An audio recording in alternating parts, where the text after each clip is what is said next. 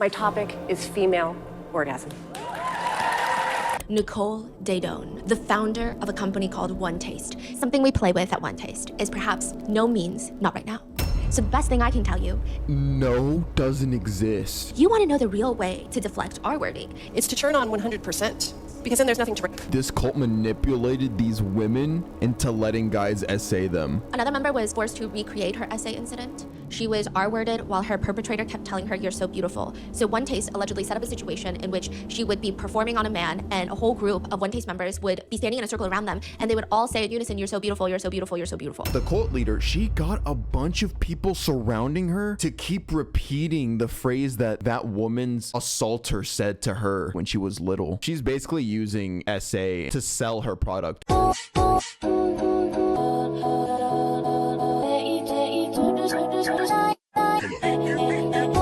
Hello, YouTube. In today's video, we're back with Rotten Mango. The title of today's disturbing, horrible true crime case is Celebrity Orgasm Expert forces SA victims to recreate their original assault to quote-unquote heal. First of all, how do you even get the title orgasm expert? What? I would ask your mom that because she is indeed an orgasm expert. You don't want to know how I know. No? But yeah, I feel like it's gonna be another case of a freaky cult. Cult cases are always so interesting to me. So yeah, I'm just gonna shut up now. Let's just jump right into it. I'm curious. Let's learn about this orgasm cult. Let's learn about this orgasm expert. Bada bing, bada boom. Reese Jones is every San Francisco tech guy's dream situation. He creates a company, sells it to Motorola for $205 million. He starts his own venture capital firm, and Reese Jones has a look. I feel like he would be cast as an extra in Game of Thrones and not necessarily a role that a lot of people would make thirst traps over on TikTok. He's got crazy graying hair, a gray beard, he's got kind of a stocky build. He's an old looking guy. Is that him? Is he the orgasm expert? I can see it. He's an old looking guy. People searching for symptoms of their body was able to predict pancreatic cancer. So of course, part of the dream for the SF tech guys is looking like that and then dating a younger, hotter, fit, blonde woman who is open, who is experimental in the bedroom. He is living the f***ing dream. But something really crazy is about to happen to Reese Jones. Soon in court, it's going to be revealed that Reese Jones likes to be leashed up with a collar around his neck like a dog, being walked around by a young woman half of his age, like a little dog, eating out of a dog bowl on the floor. But before that, he's going to be kidnapped. It's Friday morning. He's going to be walking down a sidewalk. Wait, he's kidnapped? That big tubby guy? He's going to be kidnapped. It's Friday morning. He's going to be walking down a sidewalk in San Francisco, and not even like the bad part of San Francisco, because he's a multimillionaire. He lives where all the other multimillionaires live. But a car is going to pull up, 3 men are going to jump out with a gun, grab him, throw a pillowcase over his head, handcuff him, strap him to the back seat of the car. And like the movies, he can't see anything that's going on outside thanks to the pillowcase, but he can feel his body, and his body is swaying from side to side in the back like they're going down some sort of winding road. And now he's being pulled out of the car. He still can't see. The captors, they're escorting him up a flight of stairs. What do they want? Is he about to die? It feels like he's about to die. And it kind of sounds like it too. I mean, if Reese had to imagine the song that would play as he climactically meets his death, it probably wouldn't be Mozart's Requiem. But that feels a little too on the nose. Or maybe that's perfect because that's blasting. I mean, the captors, they are spending time and energy to set the ambiance of his death. Mozart is playing on the speakers of the warehouse, and he has been taken into this massive building where he probably is going to die. What is happening? Oh my god. They abducted him and took him to this lair, and what are they gonna do to bro? Oh my god. They take off the pillowcase. He feels something cold on his forehead. It's a gun. And a face comes up real close. Are you prepared to die, Reese? Next thing you know, Reese is being placed inside of a coffin that's about to slide shut, and this is it. Like, this is really the end.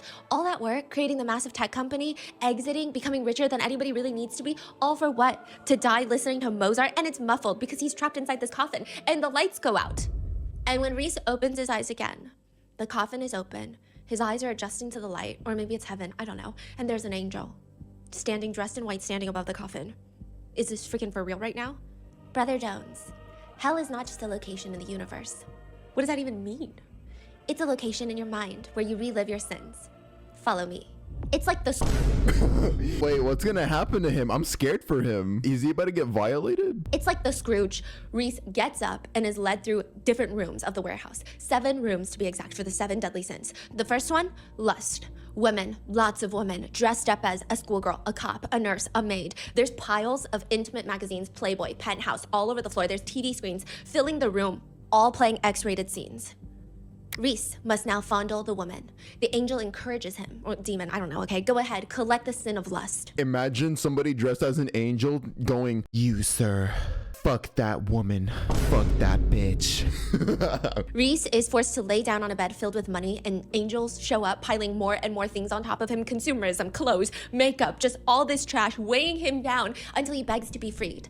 And then he's entered into the next room. The next deadly sin, gluttony. He's forced to unclothe. Here, oink oink, bitch. He places pig ears on his head. He must eat from a dog bowl on the ground while caramel sauce is poured on top of him. And then there are angels, demons, I don't know. They're in the room and they're licking it off of him. Then there's envy. Reese will be bound to a chair while he watches his girlfriend, his hotter, younger, blonde girlfriend, have intimate relations with what is described as a buffet of people.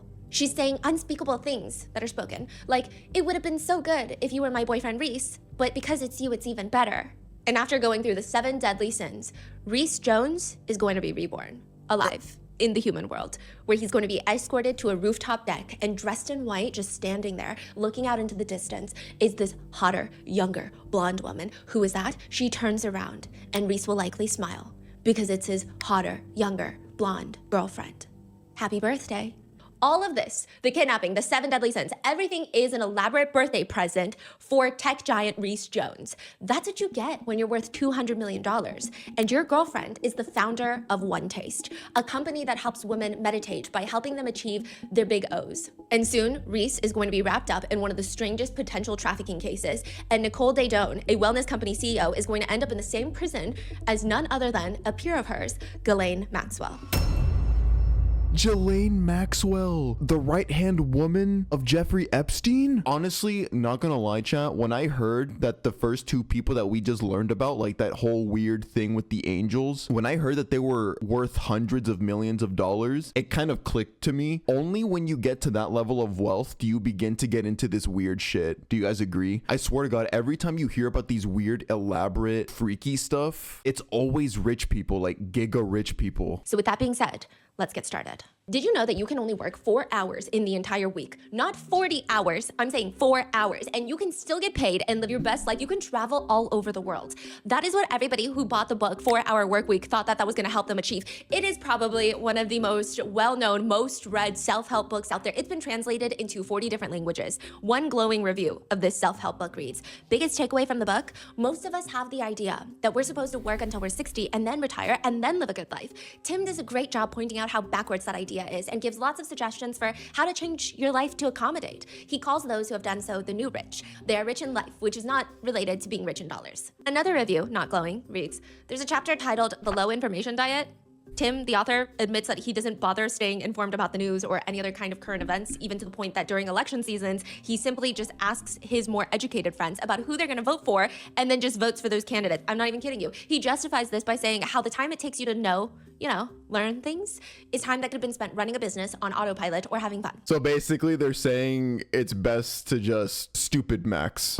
Like, just live life being stupid. Just don't even know anything. Don't learn anything. And to be honest, that's true. The happiest people in life are often the stupidest. So, yeah. So there's that. I mean, needless to say, over 2 million copies have been sold, and I have not met a single person who has read one of those 2 million copies and has managed to work 4 hours a week. But a lot of people love the book, and they have taken nuggets of information to apply to their lives. But what the f does Tim Ferriss know about One Taste, and what does he have to do with this case? I think it is cute to poke fun at modern day self-help gurus.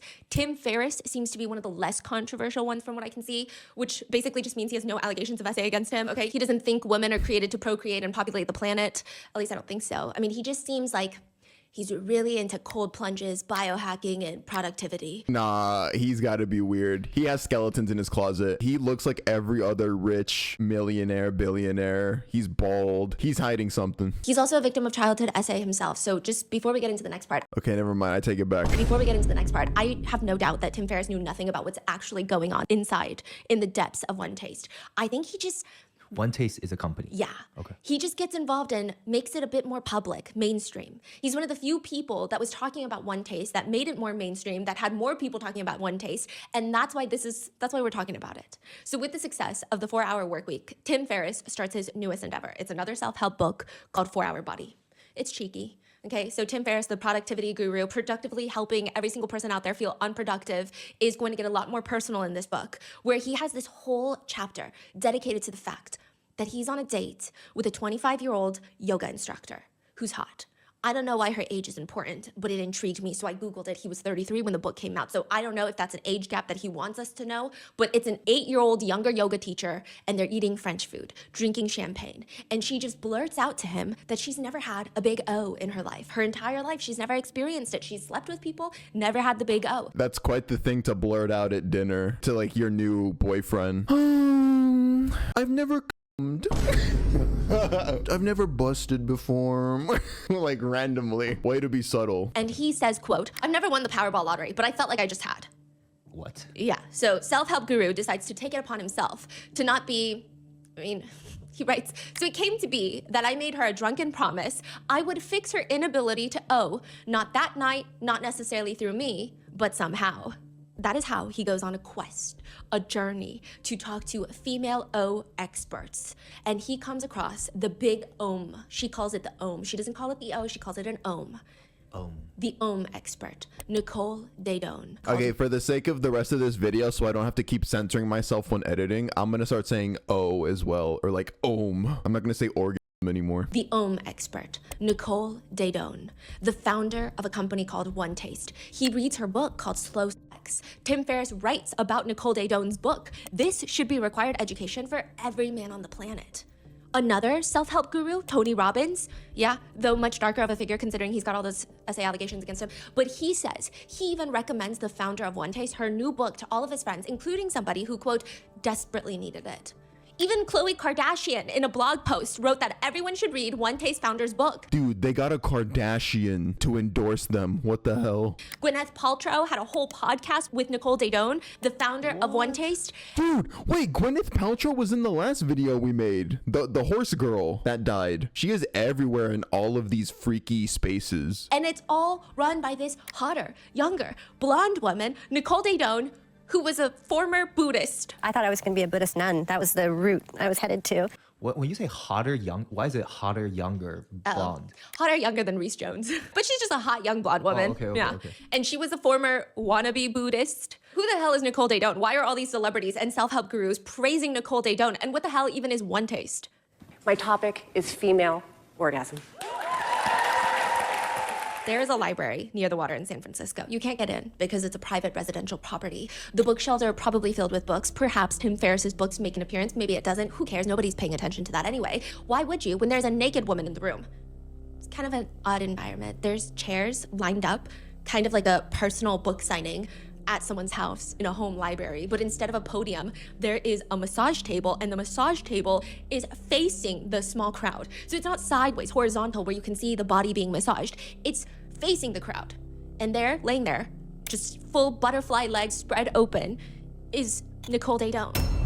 Dude, white people are so freaky. Hey, I love you, my white viewers, but it's always y'all's people, bro. Go fix your people. Why are you guys always so freaked out? Standing next to her is a fully clothed man who looks a little proud. Because, I don't know, I feel like anywhere else you could maybe mistake this as a person getting a regular massage. I mean, she's on the massage table. There is no sheet to help cover her, but she's laying there and she looks relaxed. She looks like she's about to have a good time. And Fully nude. fully nude. And he's looking like he's about to do a job well done. He says, we're gonna give you a show. It's a show, but it's a real show. You understand? Sometimes people say things like, you know, we teach demos and we're gonna tone it down for you because you can't take it. Well, that's fucking bullshit. And the show starts. How many people's in the room? A handful. Less than a dozen. And he leans over and he just starts with his hands manually rubbing Nicole Daedone down there. And she's whimpering, smiling, crying, moaning, giggling, just like a whole wave of emotions that if you Hell no, in front of everybody just started finger blasting? experience in 5 minutes, you probably should talk to a therapist about it. People say Nicole is like an electrifying orb. Like she is spreading this palpable energy, electricity through the entire library into everybody else. It's like her legs are spread open and there is this energy shooting out of her privates into the room. That's what they're saying. I wasn't in the room. Like she's very expressive. Yes, but it's not that. There's electricity coming out of her, honey. It's like No, honey. No, that's piss. it's like spreading through the room and you can feel it. Someone hesitantly walks up to the massage table because it's like they're mesmerized, they're entranced by this, and they caress Nicole's leg. She's shaking in pleasure, and it's almost like she's a conduit for electricity because his body starts to shake like he's having a seizure. Oh, a guy Yeah. went up to touch Nicole's leg and he starts shaking too. He starts shaking. Another person from the other side of the library blurts out, I feel a silvery sensation sneaking down my arms. I feel a vibration in the back of my legs. And after about an hour of that, Nicole's hair is very messy and she is smiling and the energy is thick and she explains to everybody it's because Look at this dude. they just witnessed her a female orgasm. And that is why she created her Silicon Valley company, One Taste. It's all about feeding female hunger. Nicole says, a modern Western woman has this mantra that we feel deep in our bones. It goes like this. I eat too much, I diet too much, I drink too much, I shop too much, I give too much, and still there's a sense of hunger that I can't touch. The solution to female hunger is you have to pay Nicole Daydone, take off your pants, keep your shirt on, lay down, get into a butterfly position, your feet are touching, your knees are spread open, and you just have a stroker, which is a fully dressed, typically a man. They call them strokers. They look like massage therapists. They come over and for 15 minutes, they put a dollop of organic coconut lube on one finger, and they manually start fondling you.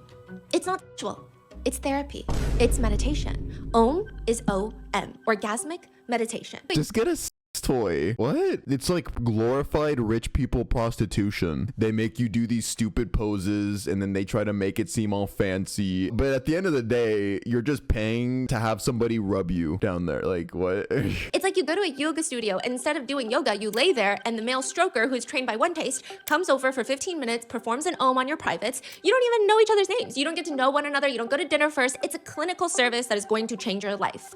That's it. I mean, this isn't entirely a new concept. It's rumored that back in the day, women would go to their doctors and get diagnosed with hysteria, which back in the day, that could mean anything from you have a small headache to full-on psychosis. But the old school doctors would just manually stimulate the patients down there to help them relax. Which, of course, then comes the rumor that women would start going to the doctor to complain of a headache that doesn't exist because their husbands at home couldn't get them off, so then why not go to the guy in the white coat that can do it for you? Doctors do this? What the hell? I'm learning a lot of new things this episode. But now in modern day, there really isn't much holding American women in the Western world, maybe like certain cultures and religions aside, there's nothing holding you back from self-pleasure. But Nicole says it can be better. It always can be better. And that not is the gap that anymore. Nicole Okay. Daydone wants to fill. This is the same woman who, when she was just a little kid, Nicole said that she had this hunger. It was like this insatiable hunger. She's like 5. And every time she would see a woman in a miniskirt, she wanted to run up to that woman and bite the flesh of the woman's the back of the knees. Like that soft flesh. She just wanted to bite it. I don't know, she just has this crazy itch. Every time she sees a woman in a miniskirt, she just wants to pounce, bite the back of their knees. She tried it once. Her aunt told her, no, good girls don't do that. And now Nicole Daydone is giving TED Talks and lectures about how females can om. Nicole says you can feel the stroke of the world, the whole world, in a single stroke of om. All the pleasure and the pain and the joy and the sadness that are part of our intimate lives and our relationships and our lives in general, all of it can be felt in just one stroke. Guys, I don't know about y'all, but I think I need me an ohm. There was a moment when I received a stroke that could never be taken back. It was a stroke where I knew that I had been returned to my birthright of my capacity to perceive and receive pleasure. She says that when you have a really good om session, which you don't even have to climax, you don't even have to get the big om, you just have to sit there for 15 minutes while a stroker rubs you. It's just the laughter. It just wells and wells inside of me, and I became swollen with laughter. And then like champagne pouring over the sides of the bottle, tears began to flood me. My body was rocking. It was the first time I had experienced this sense of being so entirely, utterly uncorked. I was flooded with freedom.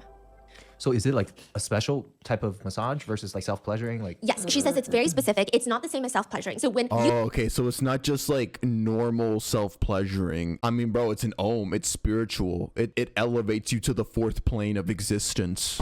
you are trying to reach the goal of the big om, you're trying to reach the top of the mountain, but it's about the journey. And so when we as a society, we are so focused on reaching this destination of climaxing. But she says, you know what I think a climax is? It's a crotch sneeze. That's all it is at the end of the day. It's not that important. It's just part of the process. Crotch sneeze? Yes, it's just a blip in the radar, right? The true meaning is men, they are served all of these intimate things with their partners. They find a partner that they like, and they are meant to be served. Women, you never really learn how to feel down there. Everything is so laced with shame. Everything is laced with, I have to reciprocate. Oh, if he does this for me, or if she does this for me, I have to do it for her or him.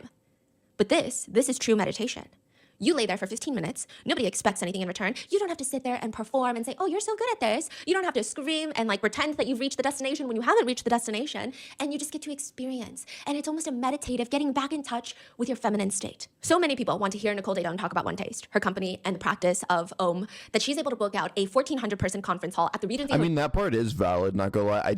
I have heard, like, in general is kind of unfair towards women. I feel like it's mostly guys that I have heard of it. So you know what, that's kind of valid. Yeah, in San Francisco, where a lot of mid-sized tech companies hold summits and conferences. Employees of One Taste are walking around with t-shirts that read powered by Orgasm. Just walking around. They're forming lines outside the conference hall. Ladies, please find your nest. Everybody find your nest. Gentlemen, walk up to the stage. Please wash your hands and find your supplies. The supplies are a pair of latex gloves, a small glass container of organic coconut lubricant, because we're not filthy animals, of course it's organic. Then women are guided to their nests. Nest is where you Om. It's a yoga mat, typically, covered with a blanket, 100% cotton blanket. The woman is to lay on her back. Wait, this is the conference? Yes. 1,400 people conference? Yes. Oh, wow. And she is to unclothe from the bottom downward. Keep your shirt on, it gets chilly. Then she is about to experience an Om for the very first time in her life. Or maybe it's the 100th time. It's going to be 1,400 people who paid anywhere between $200 to $400 for this 3-day summit, and they're all going to be Oming together. Everyone received a red card. If you ever feel uncomfortable, hold it up like a little referee, and we'll stop.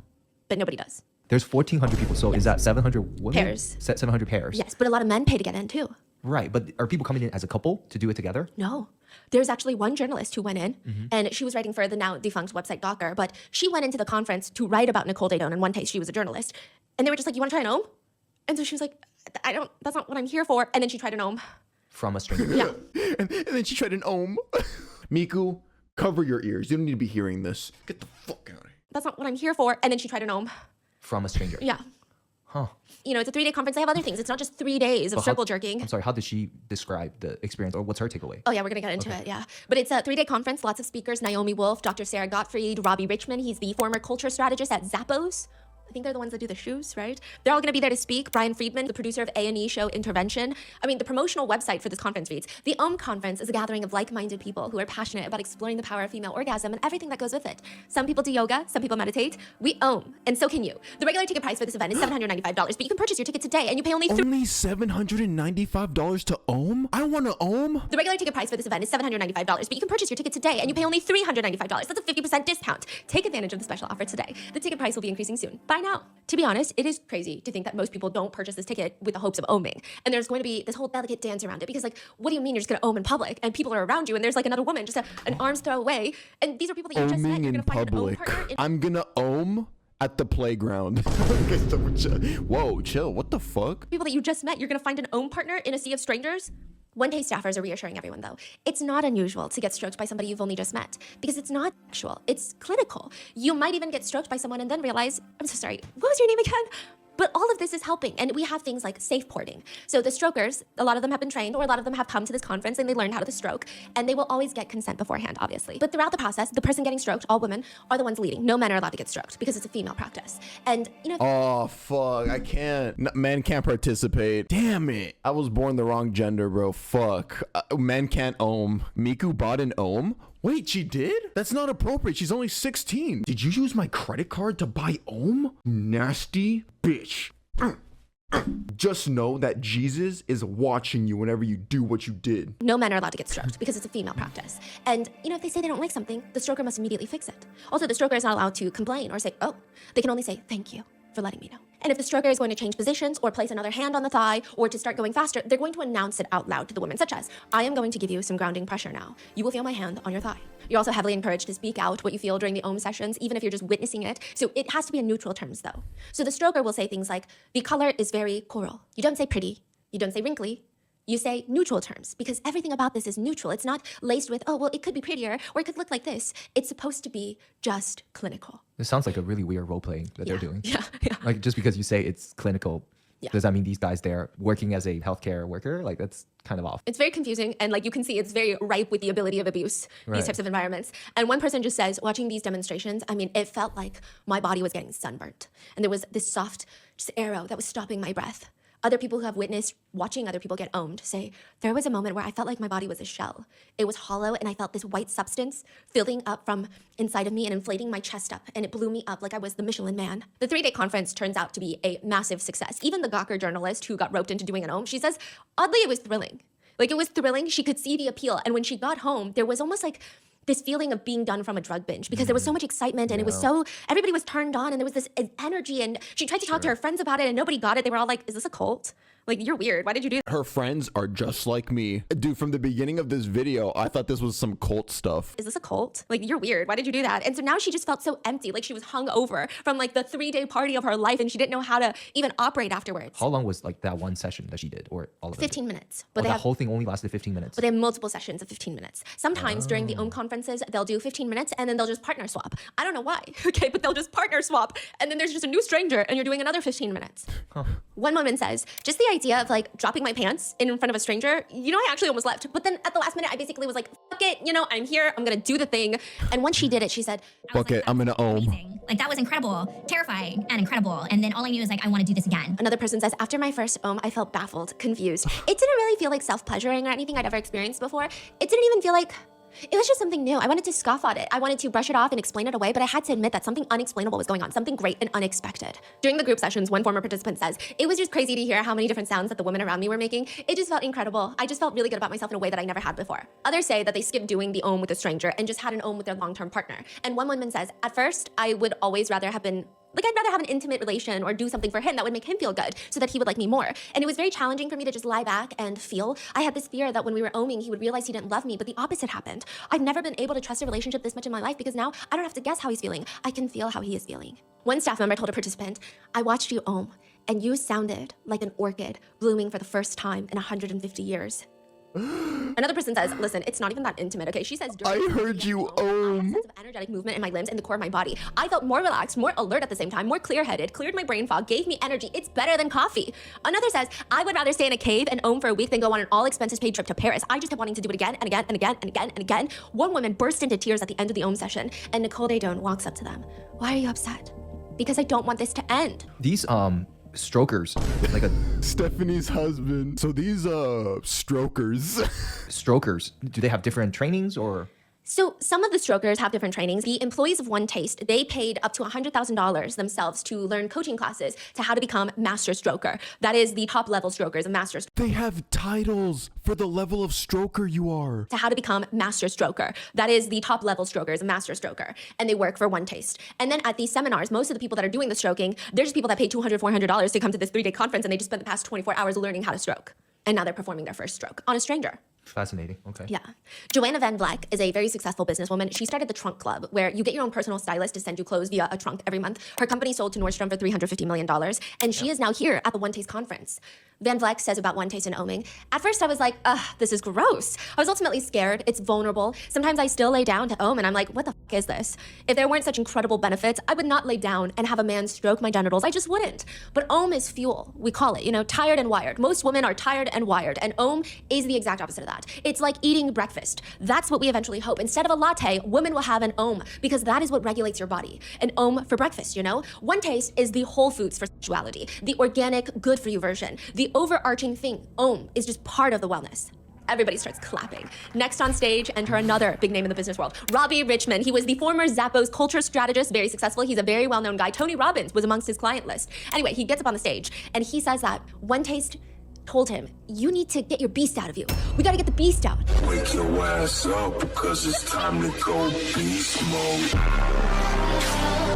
It's time to get the beast out. You need to get your beast out of you. We gotta get the beast out. And everyone starts clapping like, yeah, get the beast out of you. And in order to do that, they told me, you gotta turn the heat up.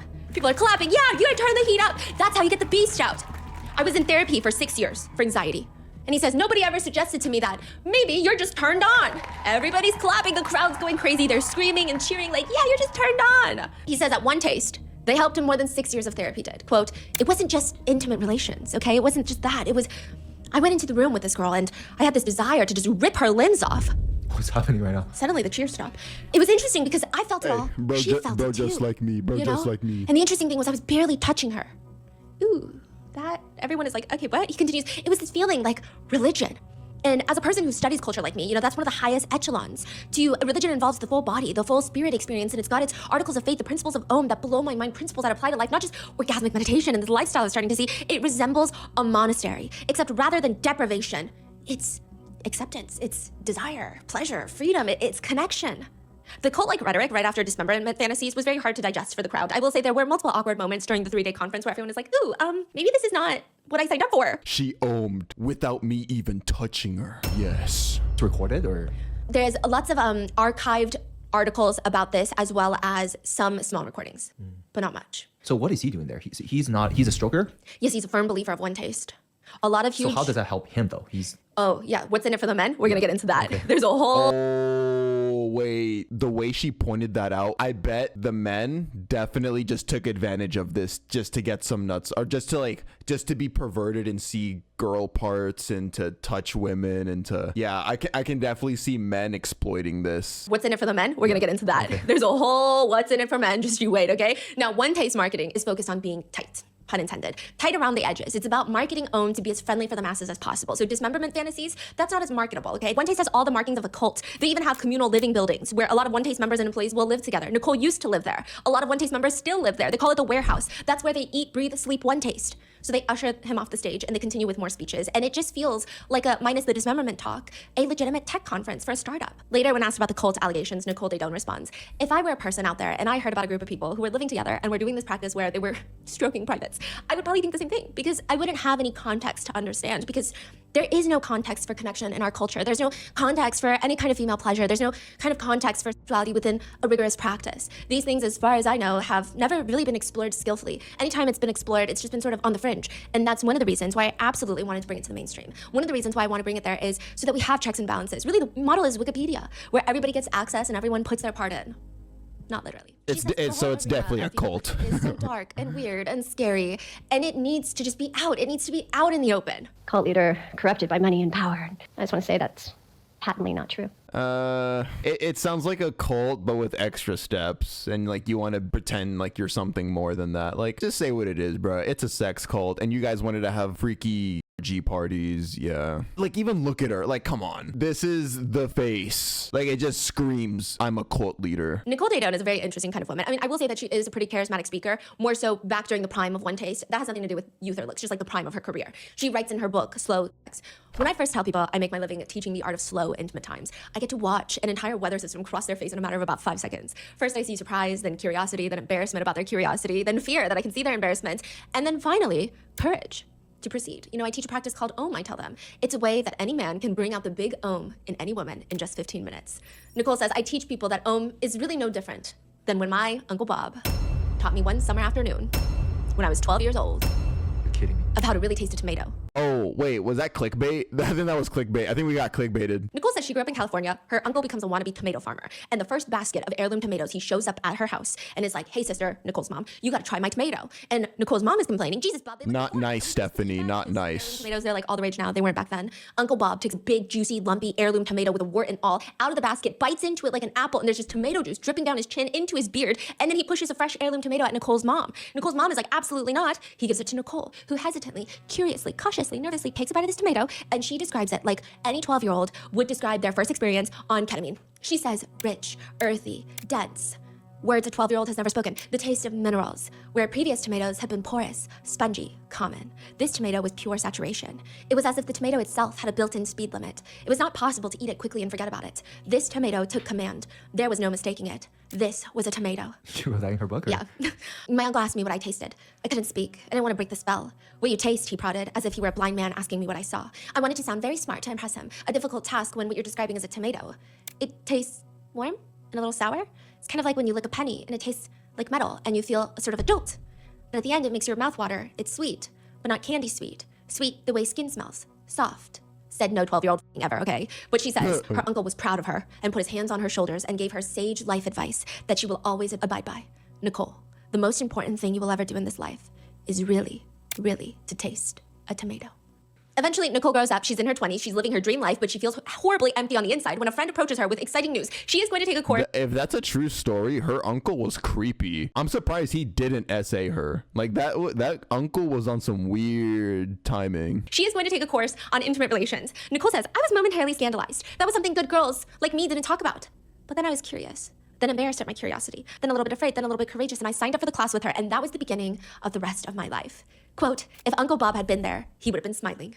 Nicole says it takes a lot of time to get into the practice of Om. You know, you can be not good at being an Om. Like, you can lay there and you're not doing anything, but you can still suck at it. She says, we women may be tempted to default to old habits of augmenting our experience, reassuring the stroker that he's doing well by turning up the volume, breathing, moaning, moving in ways that may not be entirely genuine because you're trying to make them feel better about themselves. But of course, this all takes practice. Nobody gets their first Om right. Many women actually report that they prefer not to reach the big Om during the Om because they've come to enjoy just the massage. It actually increases their sexual energy, whereas traditional The journey is all about, you know, getting rid of this excess energy. You feel pent up, you release the energy. But Om is the way that we can build up the energy within ourselves. And people always say, you mean I can actually use Om to generate energy? I can actually use it to increase my capacity? The answer is a big, enthusiastic yes. Om gives us the opportunity to refill our tank. So far, it sounds like a lot of things she said is, well, you're encouraging women to, yeah, right? And I think she's about, you know, at least on surface level, her messages seem on par with female empowerment. She says things like, the real question isn't whether women should have power, but what is power? And how does it express itself through the feminine? That is not a question society has ever been eager to explore. For centuries, feminine power has been misunderstood, feared, suppressed. Nowhere is this clearer than in the way that we treat women's sexuality. Feminine sexuality has been framed as unruly, dangerous, chaotic, a force to control, manage, and hide, and fill with shame. And all of this is why we need to Om. They want to restrict our power. We must Om. So this is how it goes. A stroker applies grounding pressure on the woman's legs while maintaining eye contact with the woman's down there. The stroker then narrates what he is seeing in neutral terms. A lot of women report that they started crying once their stroker started narrating how their down there privates look in neutral terms because they've only heard it in very sexualized terms. Interesting. So they've only heard it in very objectifying terms, or in terms of like, well, it could look better so that it could be better for other people to enjoy. Versus just like, hey, your thing is kind of slanted to the left. And they will say that, and sometimes they cry, because it's a very crazy revelation. This is not a compliment, nor is it a judgment. It is just a factual observation. And then a thumb and index finger get placed on very important spots, and the pressure is as strong as the weight of 2 pieces of paper, almost like a tickling sensation.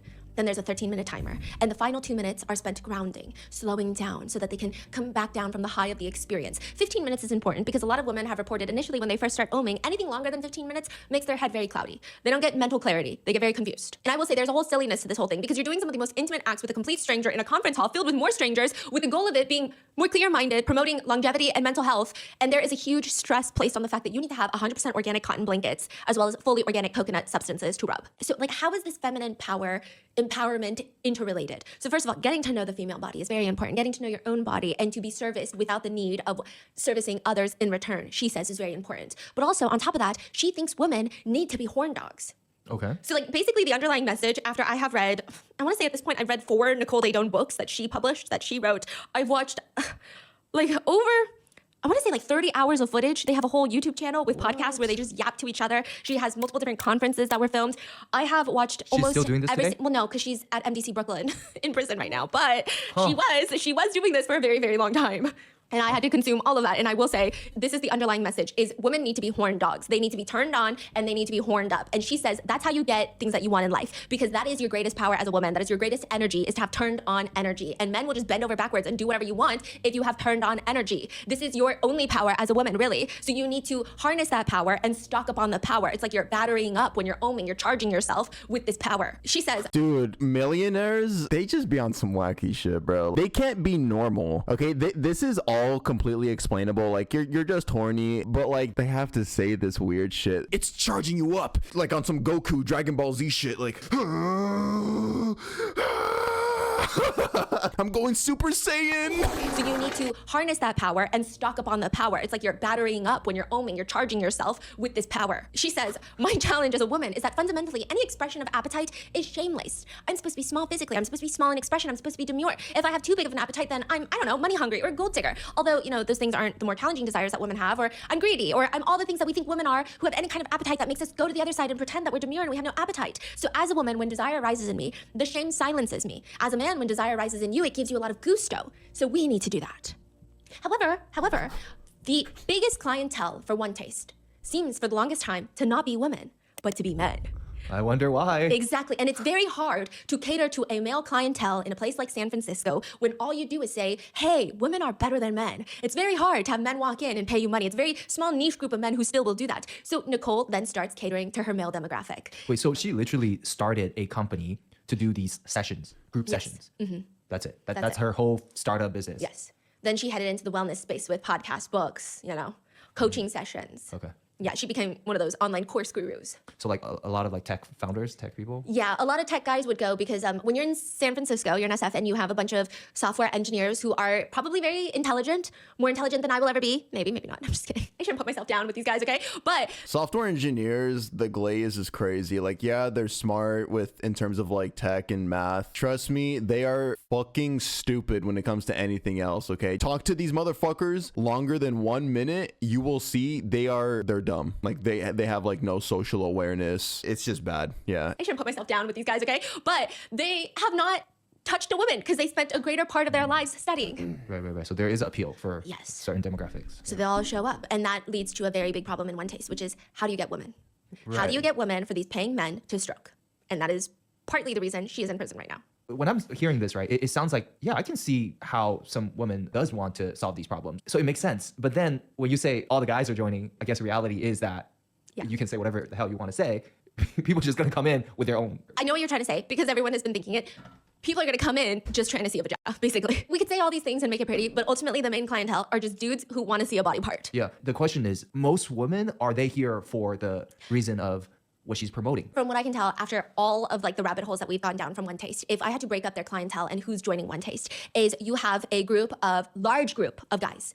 Older, younger, doesn't matter, all probably from the tech space, primarily in SF. And they don't know how to talk to girls. They've never really known how to make a girl feel pleasurable. They don't know anything. So they go here almost rather than like a pickup lesson. They go to this course. And then you have some older guys who genuinely think that it's a great meditative practice. Or you sometimes have like a huge group where couples, but they don't really stay in the One Taste sphere for long. They come trying to spice up their marriage. They learn the techniques. They do like a one-day course, and then they go home, and then they apply it to their home life. Right. And then you have a group of young women. A lot of these young women seem to come from a little bit more vulnerable backgrounds. A lot of them have been essayed, and they don't know how to feel comfortable with their bodies. And Nicole convinces them that she is the path and the light. And these young women end up becoming the biggest commodity of One Taste. Right. That's what. Okay, see, okay, we're getting to the messed up part of this video. So this is where this cult, women who have experienced SA, they're now going to take advantage of these women and take their money. And these young women end up becoming the biggest commodity of One Taste. Right. That's what I feel like they are being taken advantage of. And then you have older, wealthy women who are just, I don't want to say like the men, but they kind of fit in that sphere of they give One Taste a lot of money, and they also want very young, attractive male strokers. And they're here for the pleasures of One Taste. And she. Yeah, see, like there's just, and things like this, there's always too much room for exploitation, like people joining it for ulterior motives. And she knows exactly how to talk to whoever she's talking to. Now, in terms of the payment that, like these tech guys or whatever, is it all the same amount that she charges? Is it monthly or? Okay, so it's $10 for a one night like get to know each other session, and you don't own. It's like a $10 mixer. There's cocktails, there's fun. It's like a community event, that a lot of people will go to. And this is so manipulative. I'm going to go into it more later, but they have something called the hot seat. And these are people, again, that this clientele that they're attracting, a lot of people that are coming to this mixer, they're not typically, and I say this with love because I'm not a very popular person either. I don't have a ton of friends. They're not popular people. So they sit down. Stephanie? Whoa, real moment from Stephanie there. Hold on. What'd she say? This clientele that they're attracting, a lot of people that are coming to this mixer, they're not typically, and I say this with love because I'm not a very popular person either. I don't have a ton of friends. Stephanie, and I assume her husband too. They just like me for real. Stephanie's a fucking loser, just like me. That's me. I don't go out. When you're a YouTuber, you don't go outside much. You don't meet new people much. You have a very small, tiny, maybe even sometimes non-existent circle. They're not popular people. So they sit down in this chair, and all the One Taste employees put their attention on one person for like 30 minutes.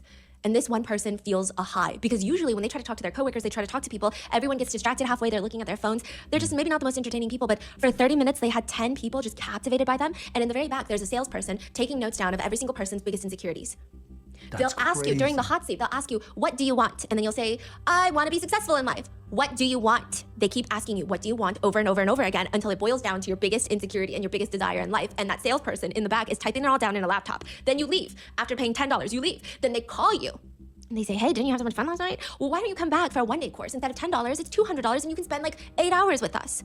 It's like, okay, $200 is not that bad. They go, pay $200, they learn how to stroke, or they get stroked, they do own sessions, and they have such a high because this is so exhilarating. Anything taboo is gonna feel very exhilarating. It's gonna feel like drugs because it's against societal norms. You don't just like go to a yoga studio and see a bunch of naked people and like touch a stranger. Yeah. By the way, the hot seat is do they force They have you? marks.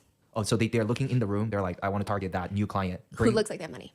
Oh, it's Yes. always a wealthy person. Yes, or someone who has like a pretty cushiony tech salary. Because you can tell. It's like when you are in SF, it's like, hey, So- what do you do? I work here versus I work at Meta and I'm a product manager. It's like, okay, maybe this person has a cushier salary. Yeah. So, okay. So they're converting these people. I see.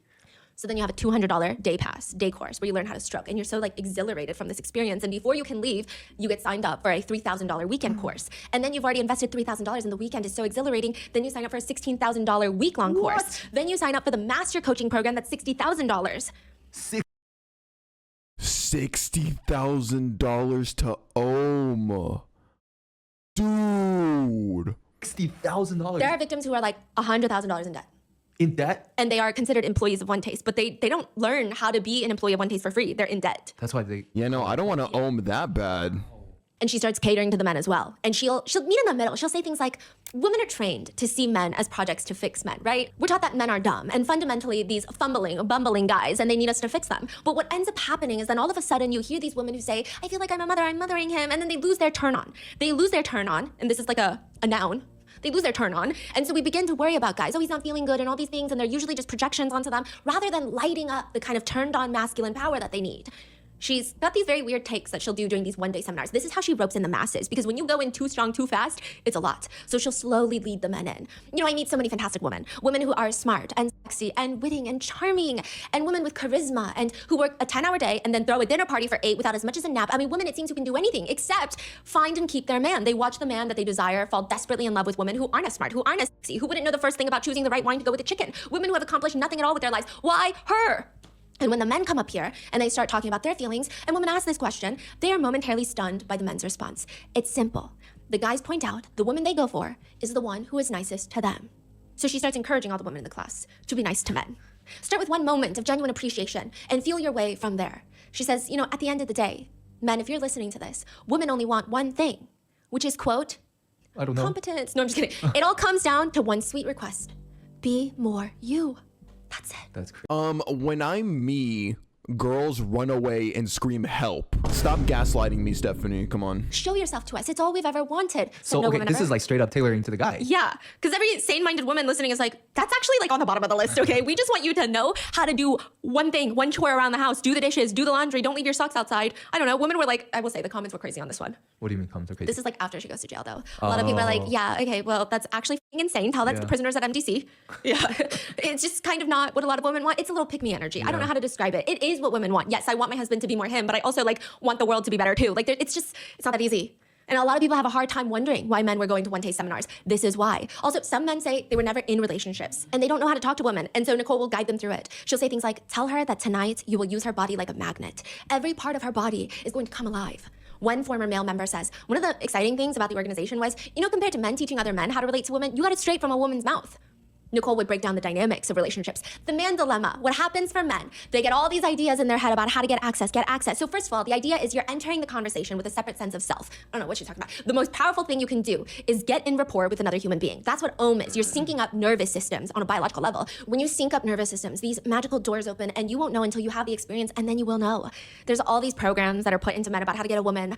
First of all, tends to be precisely what blocks you. You may get the body, but you won't get the woman. You won't get the goods from that. Why am I actually invested now? Why am I actually like mentally taking notes? I'm like, this is educational. Yeah. Just men. She says, look, women want to have intimate times as much as men, just not what's on the menu. She likes what's on the menu, which is regular intimate times. She's just not hungry for steak every day. Women crave variety and surprise and spontaneity. We want a seasonal menu, a specialty menu. We want items that arouse and nourish and satisfy every part of us. It's basically that TikTok about wanting omakase. Okay, that's what she's saying. Women have as much intimate energy as men. It just freezes more easily. You know, women have less of, it's because we get frozen from body image.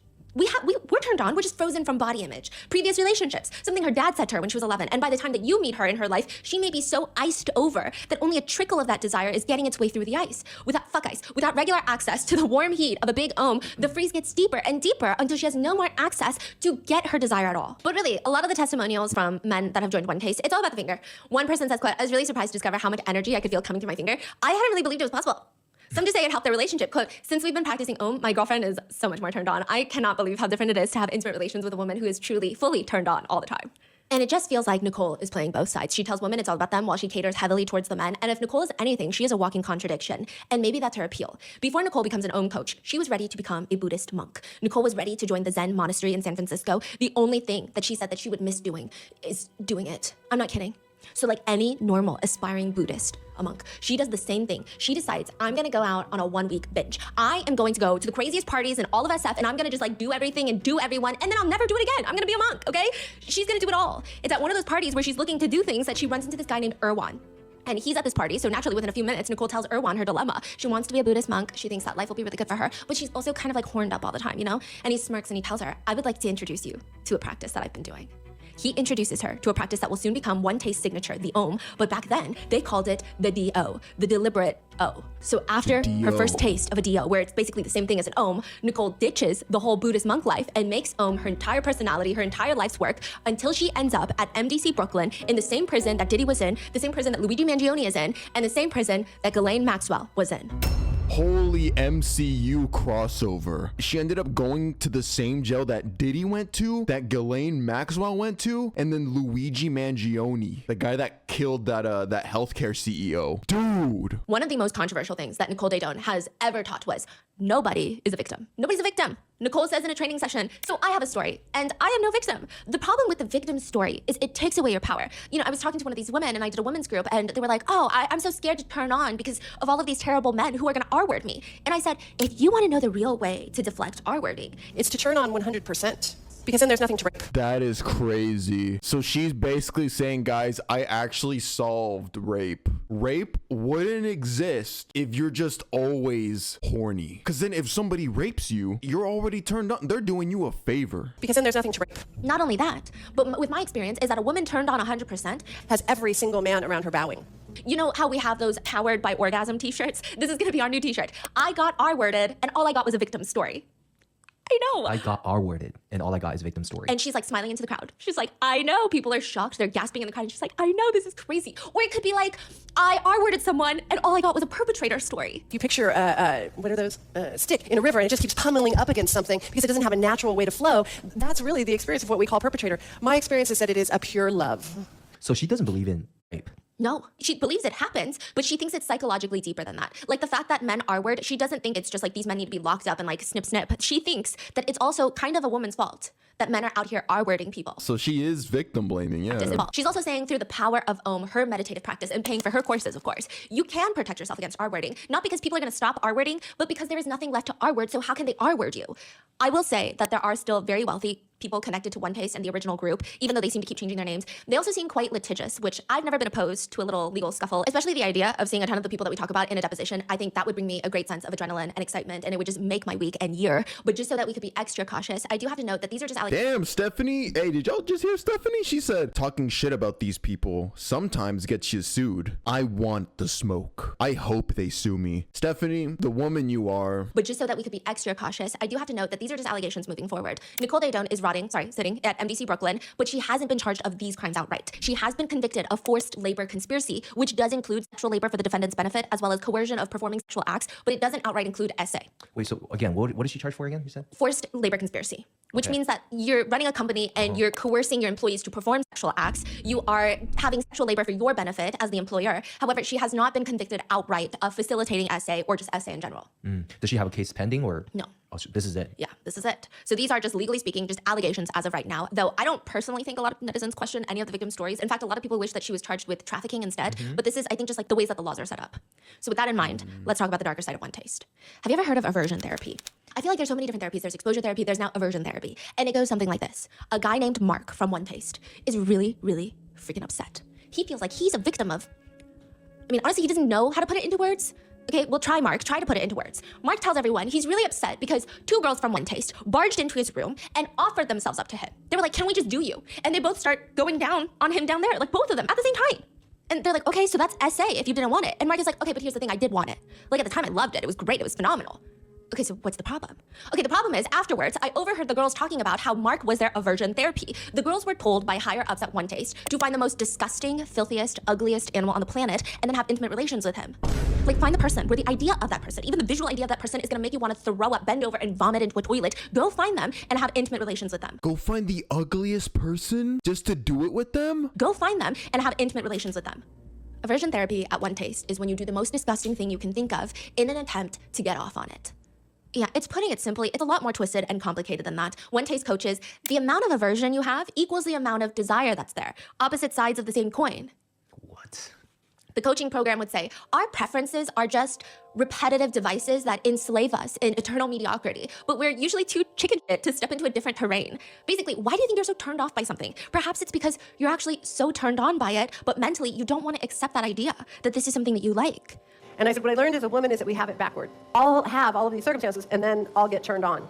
And that really it's the reverse. Whether or not you're turned on, build the circumstances and get turned on in the process, and then that's where you get total liberation.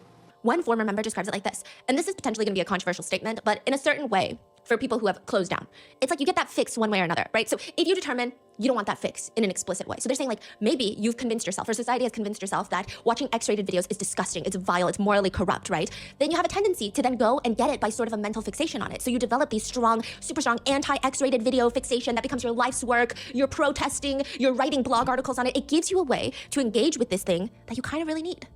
Basically, aversion is unpotentiated turn on. Explore it today. It's described more bluntly by one member who says basically, it was, quote, a broad term for energy by performing intimate acts that you don't want to do or doing them with people that you find disgusting. Like, that was just aversion therapy. There's nothing deep about it. Officially, they start referring to it as unconditional sex.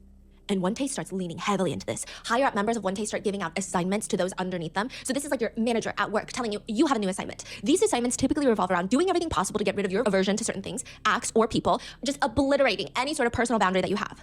One So like doing it with people you're not even attracted to? That's weird. member was told to have as many intimate relations with random people that she found to be super disgusting and ugly that she ultimately did not want to have intimate relations with, but in 200 days, they forced her to have intimate relations with 200 different men. And this was presented to One Taste members as a high achievement. Dude, this is a cult. Yeah, this is by all definitions, this is a cult, bro. Has reached a new level of connection and being turned on. It should be noted, I will say legally, that One Taste claims that everybody was into it, everybody consented, nobody was forced into an assignment. Quote, members who chose to explore their aversions did so voluntarily and were never pressured and incentivized. The activities were always suggestions and not instructions. If they declined, you know, many women told me they would be shamed for having a, excuse my language, golden pussy. So this idea that they were shamed for being too picky or being like, oh, you're being really uptight, you're being resistant. These are all terms that... It's a cult though, yeah. They're trying to dance around it, say like, oh, it wasn't explicit instructions, you weren't forced to do it. But there's this in-group pressure to like conform, like, hey, be accepted by us. So these women felt obligated to do these things, to do these tasks. In this case, the task was to be doing it with hella people they weren't even attracted to, and then to report back to the cult. I'm gonna call it a cult. To report back to the cult that you've done it, maybe even show proof, and then you get praised, you get bonus points. That's very much cult behavior. But they would also have these seminars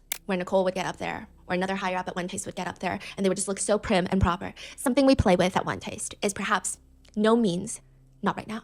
So the best thing I can tell you is keep going. And no doesn't exist. It falls in line with their belief that SA doesn't exist. Is keep going. And know that if she, the woman of your interest, is still on your mind, even after she brutally rejected you out of the blue, and you can't believe it, she might still want you.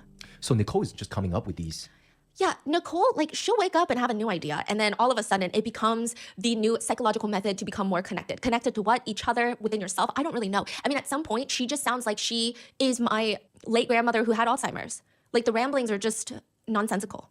One former member says, you would have situations where you would have to have intimate relations with X amount of people every week, even if you didn't want to. Or some people were assigned to do a BJ every day with a different person, even if they didn't want to. I mean, basically giving assignments and teaching members that they should ignore their own personal preferences and boundaries, and that if they can't even trust their own boundaries. They're just lying to themselves. You are lying to yourself that you don't want to have intimate relations with Mark. Yeah, this is just straight brainwashing cult stuff, yeah. So if you're constantly lying to yourself, who are you going to trust? Well, you're going to have to trust Nicole. And this is what Nicole has to say. We human beings have a universal tendency to loathe what is in our best interest, always. And Nicole believes that aversion therapy mixed with oming is the cure to trauma created by SA. She's like, basically, this is her message. Look around. Everyone has SA trauma. It seems like every woman you meet is so Okay, why is that our fault, right? But she's like, look at all these women that you meet. And guess what? They're still traumatized. They're still miserable. They still don't want to ohm. They don't feel comfortable in their bodies. So what we're going to do is we're going to do ohms so they can get comfortable in their body. And then we're going to do aversion therapy so they can get over the trauma of their SA. She's like promising to sell freedom to the most vulnerable people. Yeah, so this quote-unquote therapy target audience is SA victims. Yes. She says, we know experientially, trauma is just stuff that's stuck in the body that needs discharge. So in a sense, The more trauma you have, the more potential for discharge you have. It's awesome. So all of you people have tremendous potential. The more trauma you have, the more you bust. What the hell? The more trauma you have, the more potential for discharge you have. It's awesome. So all of you people have tremendous potential. How do you get the trauma out? Nicole says you ohm a lot. Whatever is in there begins to come out. You don't make it come out, you create enough heat that it becomes to come out naturally. When it begins to come out naturally, you ensure that you don't block it. She says that you have to release all of this trauma, or else when you're in the positive version, okay, or the negative flip side that most of us live in, which is trying to avoid danger, that keeps you in a place where danger keeps happening. See, danger doesn't come towards the thing that have agency, that have the capacity to send energy out. Danger comes when danger comes, when it perceives that there's something that will receive it. She's almost insinuating that victims are asking for it because they put out the type of energy into the world where they are inviting danger. She says, in terms of protecting our bodies, when I say this, it's controversial. People don't like it. But in many, many, many studies, they really wanted to understand what had some people be assaulted more than others. So what they did was they spoke to assailants, abusers, violators, and they said, how do you choose who you go after? I go after people who feel like victims and people who don't seem to be aware of their surroundings. And second thing, there's a certain kind of righteousness that people have. Everybody will mess with you nowadays. There's trolls everywhere, but there's a kind of righteousness. Where you have communicated that you will not back down no matter what. What? What does that mean? She's just saying, if you are turned on and connected through copious amounts of ohm, then you will be stronger and more confident, and you will carry yourself with an energy that's like, hey, I don't f around. One survivor childhood essay who joined One Taste, she was inspired because... Yeah, it's just gross. So she's basically using essay in the fact that people get essayed to sell her product more. Like, hey, if you do this ohming stuff that I'm selling. One survivor childhood essay who joined One Taste, she was inspired because she said that she always had a hard time connecting intimately, which is obviously like a part of trauma when you've been through childhood essay.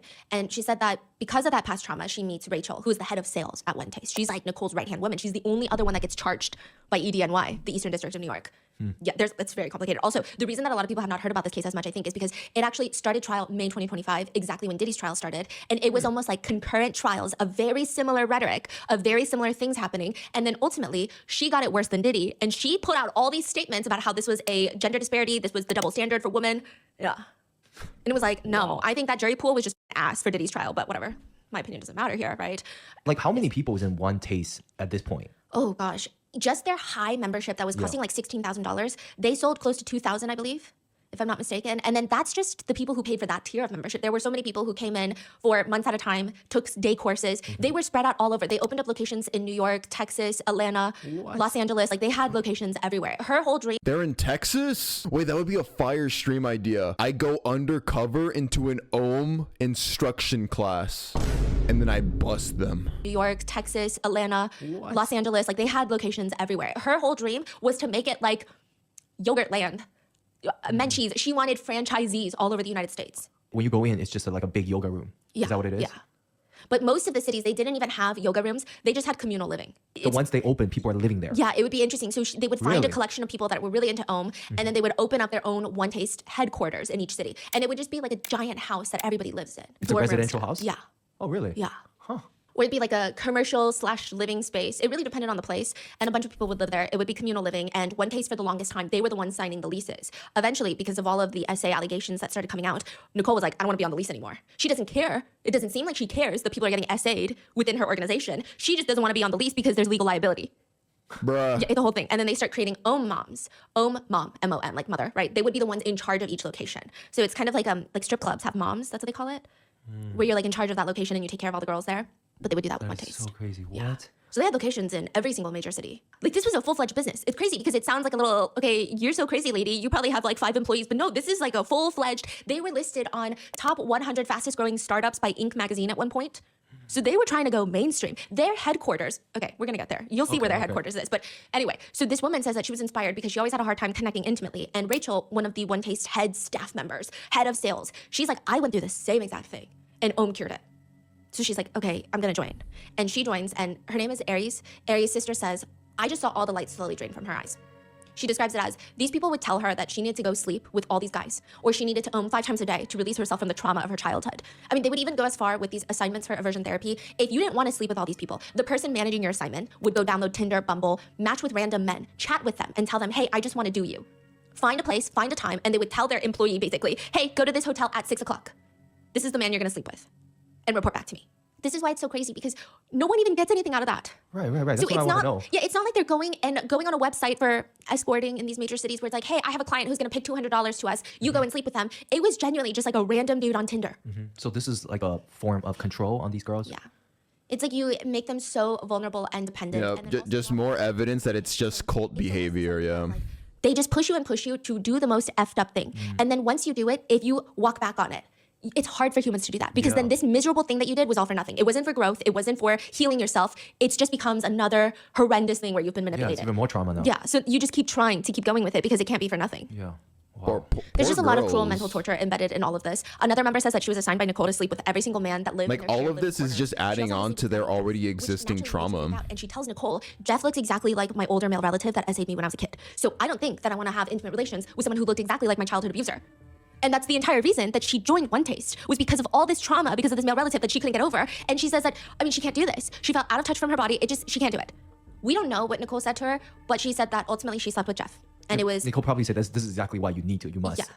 And she said it was the hardest thing that she ever had to do, but she did it because she fully trusted Nicole. And here's what Nicole is drilling into them day in, day out. Nicole would reiterate that the worst thing that can happen to somebody is to be a victim. She says, quote, The worst thing that happens is that you freeze into an identity, and frozen in that identity is a very clear perception that's projected onto you. now some signifiers of darkness tend to be kind of like a chaos, and we associate chaos with darkness itself. My experience is that when you're actually in alignment with chaos, it's not that dark. It's not chaotic at all. It's actually awesome. Another member was forced to recreate her essay incident. She was R-worded while her perpetrator kept telling her, "You're so beautiful." So One Taste allegedly set up a situation in which she would be performing on a man, and a whole group of One Taste members would be standing in a circle around them, and they would all say in unison, "You're so beautiful, you're so beautiful, you're so beautiful." That's crazy messed up. So that's where the title comes in. Nicole, the cult leader, she got a bunch of people surrounding her to keep repeating the phrase that that woman's assaulter said to her during the essay when she was little, saying, "You're so beautiful, you're so..." That is crazy. And they would all say in unison, "You're so beautiful, you're so beautiful, you're so beautiful." How did she describe that? She said that she was fully hyperventilating and it gutted her, but she said that at the time she felt she needed to push through because she was told over and over again this would be her final breakthrough. So imagine she's like at her breaking point, I imagine, of I can't do it, like nothing's helping me get over this trauma. And people are saying, trust me, this works. Why else would someone do something like this? See, so she was just desperate, bro. She was desperate. She did want to get over this trauma. And this money-hungry cult leader, Nicole, took advantage of that just to get money out of her. That's just, that's disgusting, man. Trust me, this works. Why else would someone do something like this? My question to you is, why did people believe her that would bring them this sort of form of enlightenment? Yeah, I believe that specific woman says that, she said yes to it because she was chasing these breakthroughs. Like there was this belief within One Taste, which definitely... Yeah, she was desperate.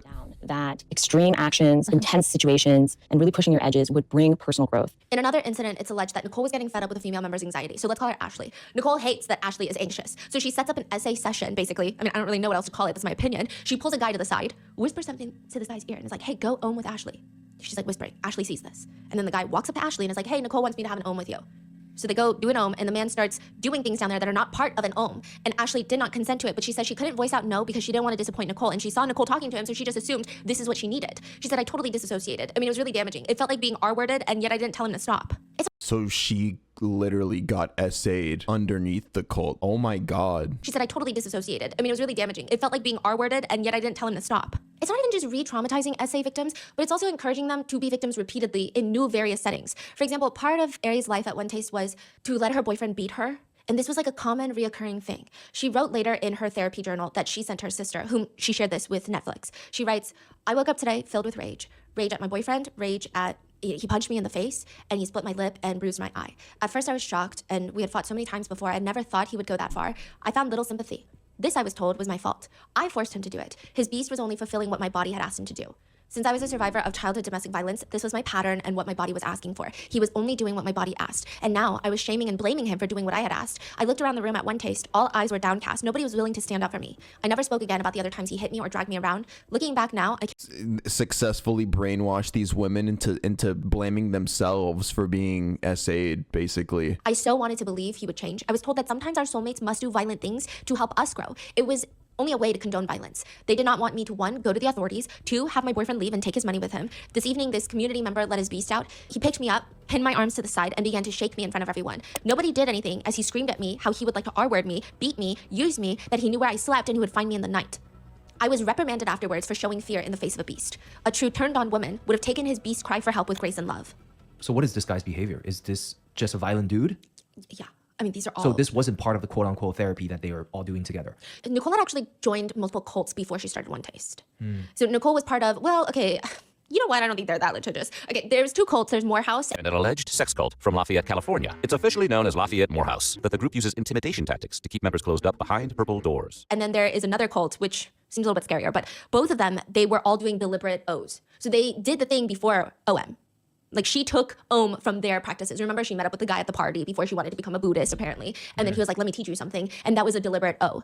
So that was the practice. And both of these organizations were run by 2 different men. And these men were just basically cult leaders. So they would have this thing where they would invite other men to join, and then they would all just like beat the women there, beat them into submission. And they would say things like, well, I'm only beating you because you're asking me for it. You didn't say it verbally, but whatever you did in your actions and the way that your energy is translating to me, you asked me to beat you. And you can't get mad at me for doing what you asked. And Nicole, she's so psychotic, okay? But apparently she took a lot of pride in the fact that no man ever beat her in these cults. She's special, yeah. Interesting. So like Nicole basically took what she learned from that and is now pushing that rhetoric onto new victims, onto women. And she thinks she's special because, oh, I wasn't beat during those times, during those weird cult activities, so I must be the chosen one. And she perpetuated what was said by the men in those previous cults to her own cult. She then puts this practice, I guess it attracts a lot of men.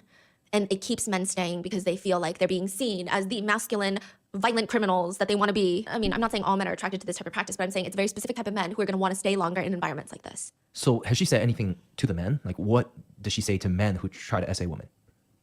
She thinks that they're all just big little crybabies.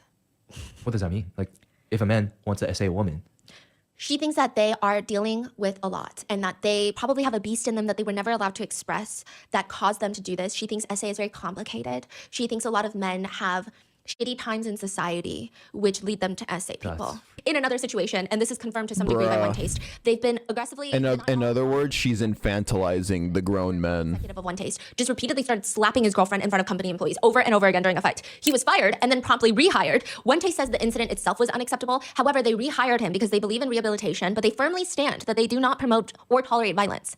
Someone needs to send Nicole a dictionary. You'd have to send it to MDC Brooklyn because that's where she is. But like, I don't think she understands what words are. Nicole didn't just hate the idea of victims being traumatized and not wanting to feel danger and having natural fear responses and PTSD of being put in unsafe situations. She hates that we have this notion that perpetrators are bad people. And my experience is that when you get to the root of what's called a perpetrator, that's what exists there.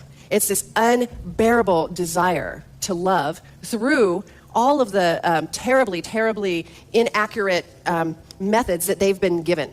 Does that make sense? Like, if you picture... So she hates that SAers are being called perpetrators, aka bad people. Yeah, we're at the extreme end of the cult. The first half of this video was explaining the context behind this cult's creation and like the goofy nature of it. But yeah, we're getting into like the worst part of it now. Does that make sense? Like, if you picture what, you know, those sticks in a river and it just keeps pummeling up against something, it doesn't have a natural way to flow. That's really the experience of what we call perpetrator. My experience is that it is a pure love. My experience of, we'll call it the victim, is a desire for pure release, pure surrender, pure freedom. Also, if you just need another reason to not listen to Nicole, she says as proof that chaos is the only way to grow, that you have to... She literally said, she said victim with quotes like this. Also, if you just need another reason to not listen to Nicole, she says as proof that chaos is the only way to grow, that you have to be in a constant state of chaos to actually achieve a higher purpose. That's the key to enlightenment. Like, this is an actually unhinged woman. One former member says that 2 members were caught fighting by the manager of the company who told them to leave and don't come back until they've both done it with each other. One former member says, I mean, the whole point was, quote, if you're having really very strong feelings, negative feelings about somebody, like, have an Om with them. They say Om is very different from sex in that we don't wait until we're in the mood or turned on. Rather, we use Om to turn us on, to stroke our desire, to awaken our libido, so we take it on as a practice. We may set a regular time, we even Om in the middle of a fight because we know as much as we hate our partner right now and want nothing to do with them, 15 minutes from now, we're likely feeling a lot better and the conversation will go very differently. I genuinely think that she needed a way to control a lot of the members, but also up the ante nonstop. I think she got off on keeping people in a heightened state of anxiety and emotions. Her ex-husband, because she was married at one point, long ditched him before One Taste becomes big. But the ex-husband says Nicole actually had this thing where she was fascinated by what she could get people to do. Sometimes she just wanted people to do things just to see if she could get them to do it. Like, she's not even getting anything out of it. But like, if she's like, hey, go jump off the roof, she got pure joy, allegedly, from just watching someone listen to her like that. And there we go. There we go. That is the root stem of her psyche, of her mentality, Nicole's. She has this infatuation with seeing what she can get people to do for her. She just wants to control people. She got pure joy, allegedly, from just watching someone listen to her like that. That's the control thing, right? Yeah, just loves the control. Because none of this makes sense. A lot of the times when you have traffickers, they either find a lot of sexual enjoyment in the exploitation, or they get financial exploitation. Like eventually it does become financial for Nicole. But like all of this, it doesn't make any sense. Why spend so much energy and resources of all of these people doing these assignments, meeting people in hotels from Tinder, forcing them to do things with each other that they don't want to do? Is she also doing all of these things as well? Oh. No, she probably says she is, but she's not. Interesting. Yeah. So she's not doing Om or whatever. As Om gets bigger and bigger, the more powerful One Taste becomes. She is the only female stroker. She stops getting strokes. In fact, a lot of people who left said she used to Om with them a lot, and eventually she just stopped asking for Oms. Yeah. Why is that? Interesting. Like she's trying to set herself apart now? Yeah, she was told by a previous cult leader that the leader cannot be too close to the pack because that's how they get eaten alive. Yeah. No, she's very sick and twisted because the next thing that she starts encouraging people is to employ skillful violation. Members of One Taste are taught that they need to learn how to discern when to push past someone's stated preferences for the sake of that person's growth, not even for yourself. If you had to be forced to make it sound legal, it would be, it's a moment of connection where you know that what this person deeply desires. They know what they deeply desire, but they're too ashamed or too scared or too nervous to tell you, so you just go ahead and do it to fulfill their greatest desire. One member describes it as, you're not really violating what she wants, you're violating what she says she wants. So like full on SA. Yeah, like a very roundabout way of just describing SA. So what is consent? Is there consent to them? No, there's no such thing as consent. No it means seems. not right now. Is that what Exactly. Oh, there's this whole thing where if a guy is attracted to a woman, she says no, but he still feels attraction. It's because she's putting out signals. So she might not even know that she's attracted to him, but he should keep trying because something is clearly there. He would not feel attracted to a woman unless the woman is sending out these signals. This cult manipulated these women into letting guys essay them. So what if a person is quote unquote attracted to Nicole then? Can she say no? Yeah. Yeah. Nothing ever applies to Nicole. That's crazy. And she also is like sitting in there complaining about jail. From Metropolitan Detention Center, Brooklyn, from a dorm of 37 women in beige uniforms in a room of gray metal bunks and bright fluorescent hours. And I think that she should just work. Am I high or was that 1000% AI? That is so AI. From Metropolitan Detention Center, Brooklyn, from a dorm of 37 women in beige uniforms in a room of gray metal bunks and bright fluorescent hours. And I think that she should just work on staying connected with her fellow cellmates. Very weird of her. This is all made even more tricky by the fact that Nicole says that the main difference is that a lot of men think that women don't want to have intimate activities. That's like a whole thing in society. It's like women always say, no, I have a headache. No, I don't want to do this. No, I'm tired. She says, do not believe us. If we say we don't want intimate relations, we want it more than you guys could possibly fathom. We are quite literally starved for the feeling of O's in our bodies, but we haven't been given permission to discover the unique sensations of our own O, so we don't know how to order what we desire. In this, we need your help. Skillful violation relies on at least 3 pillars of belief. The first being, the women are meant to explore and delight men. Nicole says, once you see that, everything changes. And the thing to understand is this, okay? I'm built to delight. And so my natural desire is to say yes. I don't know what she's saying. She's just saying that like women have a natural desire to please and to say yes. And second, that women have been suppressed for so long that they need men or other women who are more turned on to guide them to their deepest desires. Furthermore, women are the ultimate responsibility for everything. So this is where it gets sick and twisted. Nicole realizes the past 2 cults that she was in, they never made it mainstream because a guy sitting there telling you about how women can be empowered is the dumbest thing alive. No one's going to buy it. Women aren't going to buy it. You're not going to end up on the cover of Forbes. You are only going to do that if you're a woman telling women what they need. So she sells this message that women are the most powerful beings on the planet. We're more powerful than men, okay? But with power comes great responsibility. One former member says, One Taste was encouraging women to appreciate the predatorial nature of male sexuality. Because basically, Nicole is saying women are the ones emitting these signals. She would say things like, men are just responding. It all starts with the women. They're the cause of everything. And she would say things like, we have to So she's blaming SA on women's pheromones. That's crazy. Understand that with equal rights comes equal responsibility. And women aren't willing to take equal responsibility. How is she like sharing these messages? She's so good about it.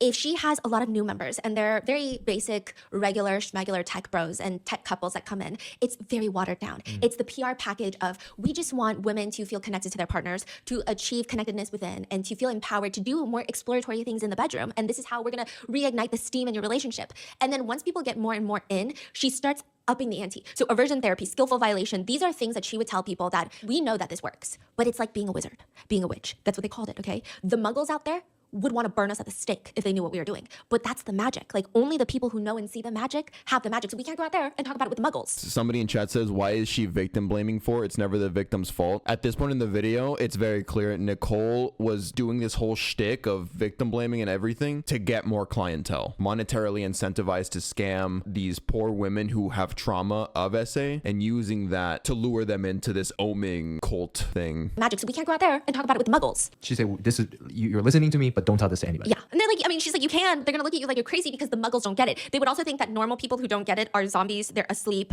They're coasting through life, watching TV on the weekends, being half alive, half connected, having no pure connections within themselves or with other people. So it's like, it depends on which tier of people that you're talking about. And she's got a lot of podcasts. I will say more so in the early and exactly. It's like just infantilizing men every time. Like, oh, he essayed you. He's going through a lot. He's just a big baby. As the world gets more mainstream. Yeah, she starts toning it down, and everything becomes like wishy-washy connected with spiritualness. Like she starts talking about eros. What's eros? It's like she pulls from Buddhists and yogis and tantric teachers. Like she starts making it kind of it's interesting too because it seems like the cult originally started to empower women, but then as it kept going, it just started catering more to men to make more money.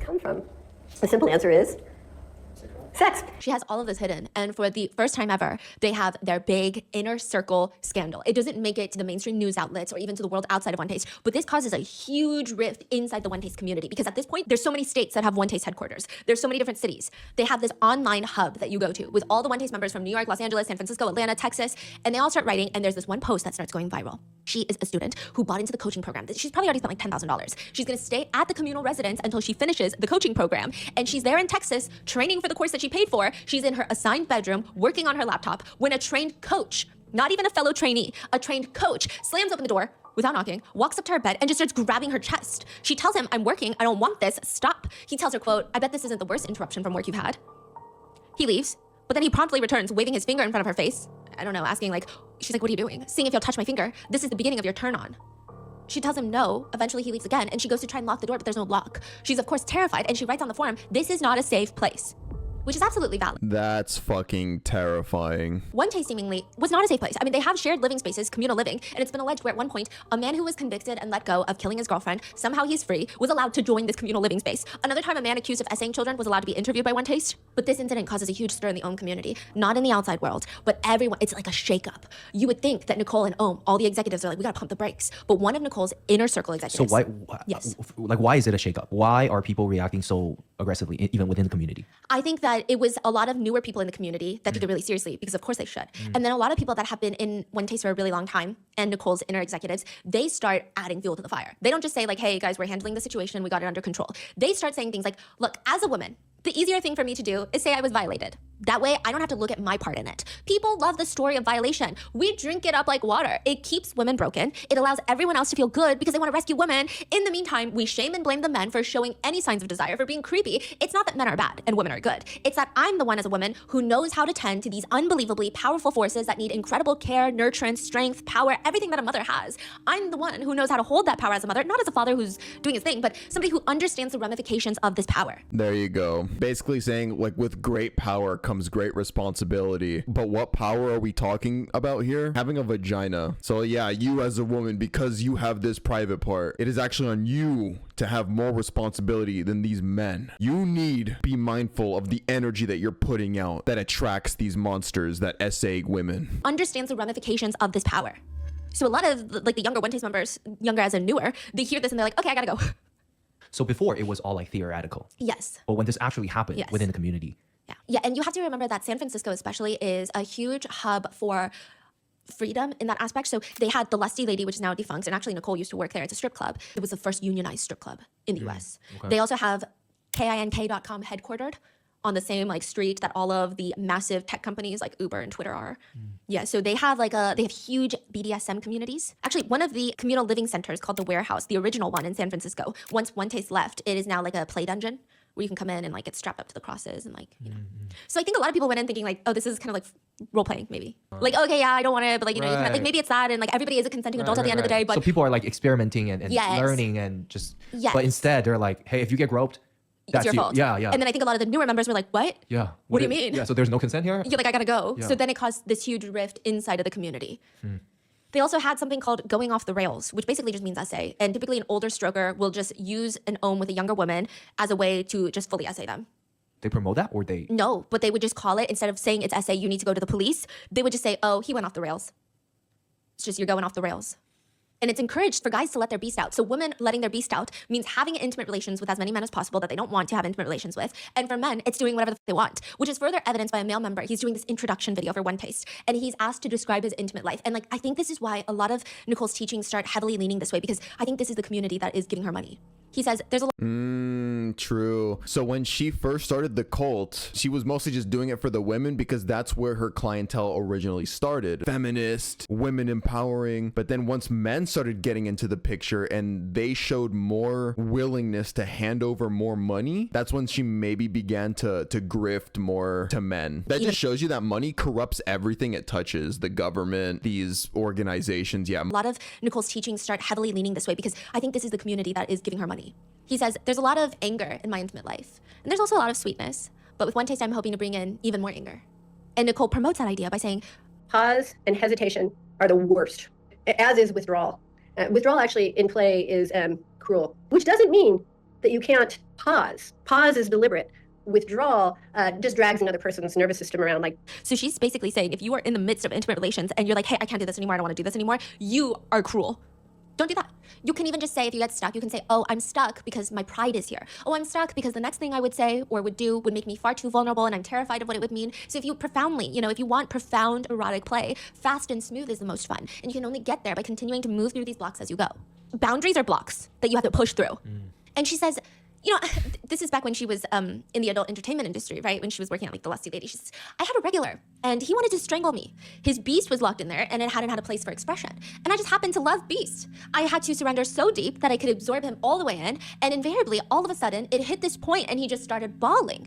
And that was all. And he paid me a lot of money to just come strangle me and cry. And that was it. And we think, they're so tough, but they're just little love bugs. They're crying. They're just our little companions that want to love us. Is she the world's biggest pick-me? Yeah, I think so. He wants yeah, the husband had to jump in. Like, is this bitch just a fucking pick me? Like the biggest pick me ever? And like, that's just crazy, bro. They managed to infantilize a man that paid a woman just to go strangle her and then cry. Like, oh, but he's just a baby. He wants to strangle women. He is not a love bug. He is hopefully just someone who is exploring intimate interest while practicing safely. Although I think that is too much benefit for the doubt. I think he could just be a criminal. Nicole continues, they're just tough because they're met with fear. Nicole's messaging is bluntly, a turned on woman says yes more often, and that's a good thing. And we know this because let's say a woman complains, she says, there's a secret. And it's this, behind every woman's complaint is a desire. The complaint is like this moat around her palace, her castle of hunger.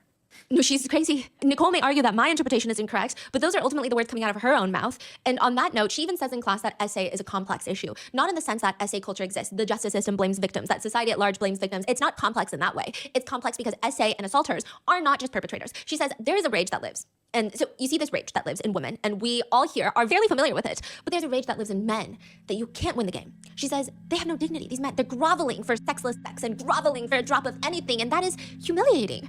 And that's why I say is a very complex thing. That's why it's complex. You have to look at the conditions of a starving person being tricked by somebody selling food that doesn't nourish yet again. Wait, she sounds just like one of those male podcasts. No? Yeah, no, like exactly the same stuff. She's literally echoing like Andrew Tate red pill ideology now. Like she sounds exactly like a male podcaster. And she also, for someone who claims to be bisexual, and I say claims not because I like to question people's sexuality, but she claims this. She fucking hates lesbians. I don't know how else to put it. One victim says she was told nonstop at One Taste. Side note, she's into women. She's not into men. She's a lesbian. And they straight up tell her to her face, if you're not hungry for COCK, you're not connected with your true inner self. All women are hungry for COCK. Even if you're gay, you're hungry for COCK.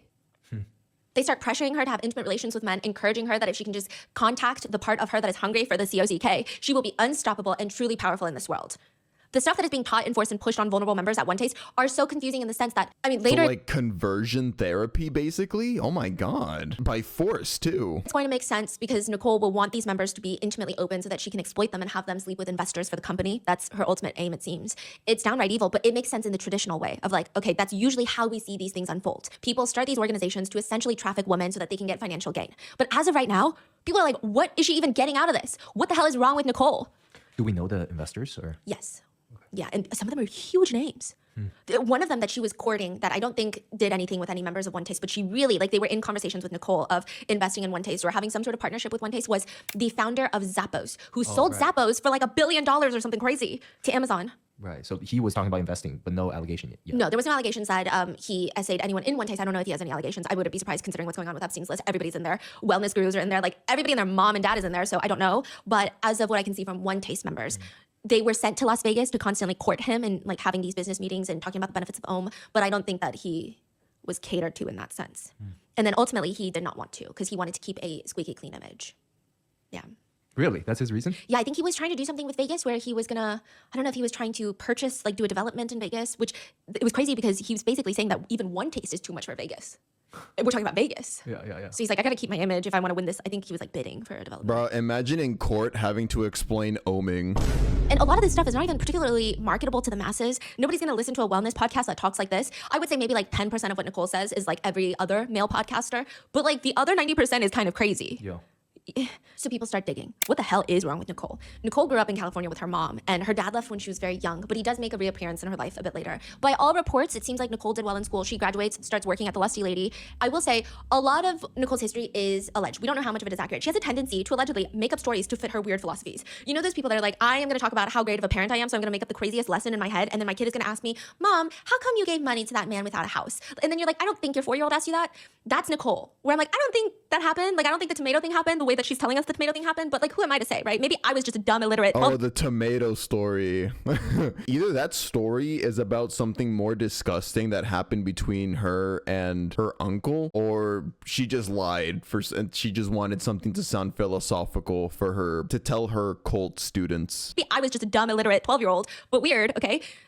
Such as, remember the guy Erwan that introduced her to Dio? The deliberate O before she became a Buddhist? She also changes that story. She's like, you know what? I think it's more mainstream to say that he was the Buddhist. So then she like starts changing it and it becomes more spiritual of like she met a Buddhist? Yeah, who was like, let me rub you down there. And it was a spiritual awakening. So then she just, I mean, that is evidence enough for me to not believe a single thing that comes out of her mouth. But it seems that she worked at the Lusty Lady for a little bit of time. She starts picking up shifts. And according to one ex-boyfriend of hers that was with her at the time, she gets into high-end escorting, where she bragged about how every time she was with a man, she would practice cold reading, AKA trying to figure out quickly what the guy secretly wanted from her. Because when she first meets them, they would all act tough and they would all act like, you know, I'm just here because my buddy told me to be here. And she's trying to read, oh, like you want to be spanked. You want to be leashed up like a dog. She gathers, quote, I learned that my erotic power is the greatest resource that I have. Later, when Taste members would learn cold reading, they would stand in a circle with one person at the center, and people would blurt out what they see, trying to get a reaction, such as, I see somebody who has never felt turned on. I see a 10-year-old girl who's never loved, like trying to cold read and practice what Nicole would do. Nicole's ex-husband says she just would play around socially with people, mess with their heads, guys especially. A friend of mine was like, oh, she's a monster. She's a monster. You stay away from her. And of course, that led to him getting married to her because, you know, he found that very intriguing. Side note, I do think that their marriage was doomed for failure since the beginning. They get married when she's just starting One Taste. She doesn't even tell him that One Taste is based off of oming. Like, he has no clue. He thinks that she's just starting a wellness company. And she would do these very weird things where she would just treat him like shit. She would get in a hot tub with a bunch of members and then just lead him around like a dog, but the leash is the ding-dong. Like, just kind of like just very humiliating things. Other members, eventually, once he does find out what oming is, they just saw him as disposable. Like, he would walk into a room and there is his wife, Nicole, just oming with other people. Someone straight up called him a throwaway person. And eventually, they do get divorced. But he does provide a lot of insight into her life. Reportedly, from other sources, she had heard I get called a throwaway person all the time by my parents. strong liking for meth. She would sprinkle meth into a tiny little square of tissue paper and then swallow the tissue paper whole. I don't know how accurate that is, but another ex of hers says she just has this energy. Good or bad, but she fills up the entire room. But probably the most enlightening part of Nicole's past is her relationship with her dad. Nicole's dad leaves the family when she's a few years old. He just like leaves Nicole and her mom to be a single mom. Nicole says during this lecture, you know, my dad was a child molester. He had experiences with young girls and he used me as bait. And so that exact behavior, like, whoa, me colluding with somebody who could cause harm, I got that seed out. I got free. I could forgive everybody in that whole experience. I don't know what she's saying, right? Yeah. But I will say that Nicole probably has a lot of unresolved trauma in terms of her dad. Once he leaves the family, he starts a whole new family. He never comes to see Nicole, and she idolizes this man. Thinks even the thing is, she is such a manipulative liar, and she's shown the ability to make up stories just to make people believe her more. I don't even know if I want to believe that she has trauma with her dad. I just don't know. And that's not our fault. That's her fault for lying so much. Her dad basically walks on water. She would do this thing where she would blast his favorite songs, sing them out loud because she thought that she could bewitch him to come drive around the corner and come visit her. He would visit very rarely, once in a while, occasionally. And at one point in college, she admits to her friends that he was essaying her when she was a child. And then eventually he was convicted of essaying other children that he had. And she says, you know, my dad died in prison. Okay, so apparently the dad may have essayed children, so he could have essayed Nicole. So that's, I mean, we'll see if it's true. And she says, you know, my dad died in prison for 52 counts of child molestation, and I never took on the idea that he was a bad person. I took on the idea that he was just so expansive and fourth dimensional that he couldn't confine himself into the arbitrary laws of the third dimension, that his only crime in my mind, and now other people may have different ideas, is that what she said? Yeah, is that, you know, he just was fourth dimensional. She says she saw a married family guy cheating with a video actress. She saw a religious leader sleeping with, his own students. And you would use the word R word, but like she says F-U-C-K, right? And she's like, but really, what I think is happening, it's just all nature. And maybe that's another shirt. Nature happens, instead of saying like, wow, these artificial constructs kind of suck ass. And even the most excited people in our culture cannot abide by them. Maybe we should look at the laws we've created. So maybe she started this whole ideology because the first person she ever saw who was an essayer was her dad. And because she loved her dad, maybe she refused to believe internally that her dad was a monster. If this story is true and it's not bullshit like everything else she said. Excited people in our culture cannot abide by them. Maybe we should look at the laws we've created. The laws were created against child essay. Right. She also starts telling people that the child essay that happened to her as a child was her fault because she seduced her father. She says that she was so hungry for his attention that when she was 6 years old, she burst into the restroom when he was using it and declared that she loved him and wanted to marry him. And she would constantly sneak peeks at his private parts. Oh, she also says that as a young child. There you go. See? So she victim blamed herself and she ended up perpetuating that because she didn't want to be the only one. She wanted other women to think the way that she thinks so that she wouldn't think she was abnormal, so that she wouldn't think something was wrong with her, Nicole. She couldn't come to terms with the fact that she was indeed a victim. And wanted to marry him, and she would constantly sneak peeks at his private parts. Oh, she also says that as a young child, she would like try to climb on her dad, and she felt exhilarated by the friction of things. And then she said that she wanted to feel normal. At the end of the day, she imagined. So that's why she spread her ideology to other women in her cult, so that she feels the most normal there instead of a victim. Teachings that seem mostly harmless. So like I said, she just knows her audience really well. So these are she told to her very inner group. Yeah. Or like in the very beginning, she would say these things when she would just say all sorts of things. And then now it's like when she got the attention of the New York Times, when she got the attention of all these celebrities, she starts really toning it down.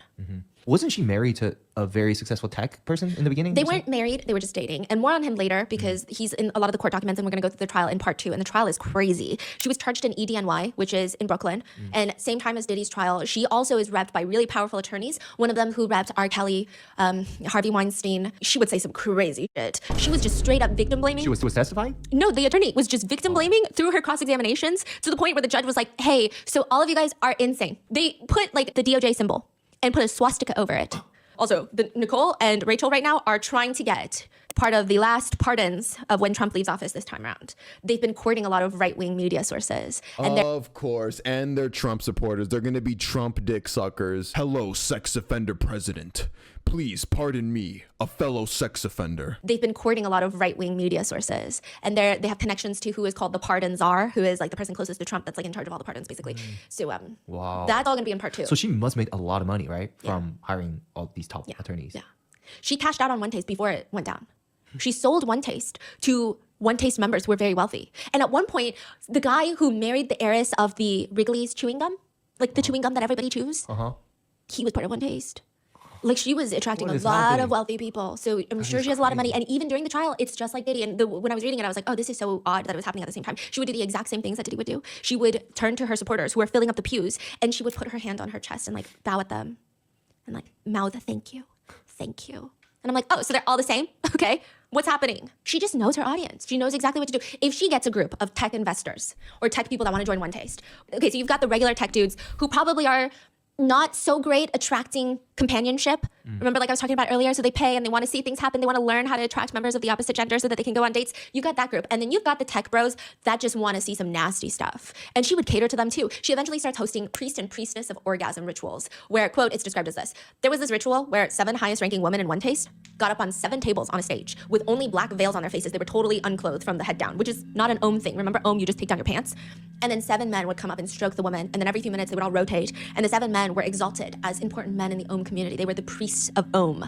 Usually these guys had plenty of money. That's basically what it is. So it almost becomes like this ritualistic element that I guess a lot of people are into. They also called it magic school. You pay $15,000 and to put it lightly, some people said, kind of more like a sex party, you know? That's just crazy. Remember, this started off as, I got the vibe of like woman empowerment. Like this is for women, for girls. Get your climax because we know how uncommon it is for males to do their job in the relationship and pleasing their girlfriend. And then now it became overrun by men. You watch people become priestess and priests of Om.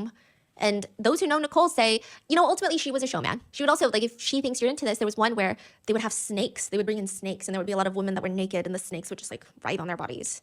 So really, she caters. Doing whatever. She's doing whatever. If you have money and you sit down, she's doing whatever she thinks that you like. Right. But all of this is hidden from mainstream journalists. To them, she just shows spiritual nothings. That's what I want to call it. This is a segment I like to call, do you know what she's talking about? Nicole says, I am of the belief that each one of us has a blueprint inside. What's the purpose of this life? The potential. The purpose of this life first is for you to learn to read your particular blueprint and then develop the courage to live that blueprint.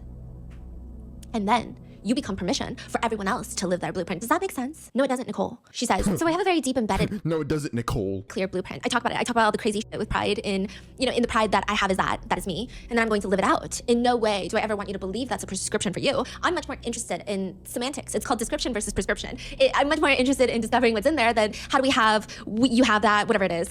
I'm going into a coma. The One Taste website also says, learning to live unconditionally means learning to live without attachments to the form the energy wants to move in. I'm not saying that is conceptually dumb. In fact, it's a beautiful concept derived from Buddhist values. I'm just saying, why would you take something so deep and regurgitate it in a way that is so dumb? Perhaps it exceeds my level of comprehension of the English language, even though I would like to say that I think I have a solid basic grasp. I've been mastering the art of talking for at least 2 decades. A better phrasing could have easily been, living unconditionally means letting go of needing life to look a certain way. Instead, you allow experiences to flow naturally, however they manifest. That's it, okay? Sense has re-entered our brains. And then of course, there are other things that I guess also just make sense, but it's goofy. The only way to build steady attention in the face of protest is to stay firmly rooted in power. Power is located in the neutral location of sensation between finger and clitoris. We keep that spot open with our attention and relate to the spot, not to the person. We cannot afford to relate to the individual without the mediator of the in-between sensation, or else we will fall into the personal, which appears as doubt in ourselves. That's crazy. No, yeah, Whoa. those are literally, Whoa. I feel like you're having an awakening. He says, English is my primary language now. Wow. Yeah, in one article written by Nicole, it's called the Poison to Medicine list, which I guess the whole thing that she's trying to say is go outside and do this. You can get medicine out of poison. It's just like random excerpts. And again, while the general message seems okay, she seems unhinged. She writes, walk into a Safeway supermarket. Imagine that you've entered nirvana. And the name is code for refuge in the world. The great beyond is right there. The guy pricing the Cheerios, he is a deity. The oranges offer the nectar of the gods. The fluorescent lighting is pristine luminosity. You've entered the legendary palace. They've all been there all along, and they are so happy to see you. It's like a middle schooler writing a fanfic. Yeah, this is so insane. I don't even know what to say. But somehow it works. Hiding the unhinged and selling spiritual nothings at this point, it's gaining traction. They have a following. Nicole has seduced powerful, wealthy men to support One Taste. They have initially pretty horrendous, non-existent earnings. Even with those non-existent earnings, they have the powerful backers. That's how they open up a yoga studio in San Francisco. That's like the first headquarters. It's a 2-story building, and it looks like, those fancy concrete perfume shops in LA. So once again, even though a woman was the leader of this cult, she was being controlled by men to fulfill their desires, by rich men. I think Stephanie just said it again, but she's repeatedly said it. A bunch of rich San Francisco millionaires took control of the cult. You walk in, everything is concrete and wood, and then you have a display of like 5 glass bottles, and it's all like $200 sandalwood scented eau de parfums. That's exactly what the space looks like. It's that feeling, it's airy, it's sunny, but then everybody just like gets naked and starts doing it, and then you just hear moaning, radiating and echoing off the concrete walls. Welcome to the One Taste Urban Retreat Center. The grand opening, they have burlesque dancers. Maybe they're like performative, interpretive dancers, because at one point they take off all their clothes and then they just start cutting into it with scissors. I don't know what that's supposed to mean. So it's like Sanctum the Club, but also meets Erewhon-esque smoothies and wheatgrass shots, meets a yoga center. Unclothed yoga, Om sessions, poetry nights, workshops, community building events. They would have something called the Temple of Sirens, where it's a night you come in, you pay entrance fee. Female employees are gonna dress up in hot outfits. You purchase a ticket at the door and they give you attention. They'll blindfold you, give you a food tasting experience. They have foot washing stations for these women to wash feet, which is kind of biblical, I guess. I don't know. She's like just going on FetLife and looking up the biggest KINKs that exist and just like, let me incorporate them to every single event. They do sushi on a nude woman, but because this is a full-fledged LLC, it doesn't meet the health code. So they had to completely saran wrap her body, which I imagine looks even more sinister looking. So she's like completely saran wrapped, and then they put the sushi on top of the saran wrap. I'm like, that. They have an event called the Joy of Chest, where it's just like hundreds of pictures of chests and topless hostesses walking around, and this booth that you can walk up to where you can quote, come on in and get felt up. So I imagine they have employees that you can feel.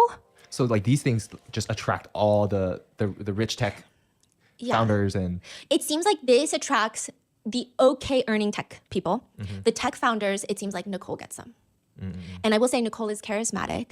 And I think the thing that Nicole has is probably what Lauren Sanchez has. Which is like, I think that's what everyone says about Lauren Sanchez. She's not what people think is the most attractive woman in the world. And they think that Jeff Bezos can have every woman in the world. So why Lauren Sanchez? I think both of them are very good at talking to guys.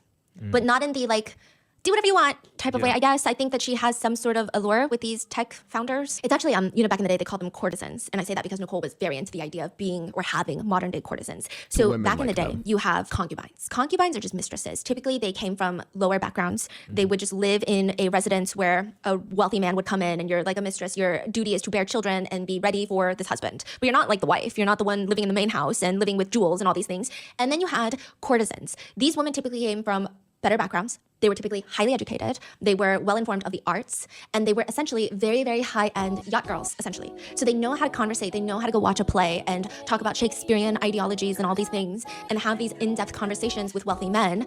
They can be like intellectually stimulating, but ultimately, like, there is a transaction happening.